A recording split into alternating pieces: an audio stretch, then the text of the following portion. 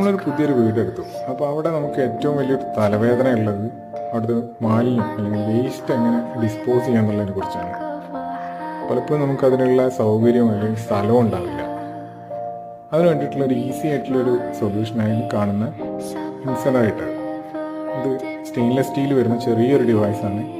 നമ്മളെ വീടിൻ്റെ മുകളിലോ അല്ലെങ്കിൽ ടെറസിലോ അല്ലെങ്കിൽ ചെറിയൊരു കോർണറിൽ വരെ നമുക്കിത് ഫിറ്റ് ചെയ്യാൻ പറ്റും. ഇതിന് ഇലക്ട്രിസിറ്റിയുടെയോ അല്ലെങ്കിൽ പെട്രോളോ മണ്ണെണ്ണയുടെ എക്സ്റ്റേണൽ ഫ്യൂലിൻ്റെ ഒന്നിൻ്റെ ആവശ്യമില്ല. ജസ്റ്റ് നമ്മൾ വേസ്റ്റ് കാര്യങ്ങൾ ഇട്ട് കൊടുക്കുക, ഇതിനുള്ളിൽ എന്നിട്ട് പേപ്പർ കത്തിച്ചിടുക. അപ്പോൾ അതിനുള്ളിൽ ഓട്ടോമാറ്റിക്കലി കത്തിക്കും.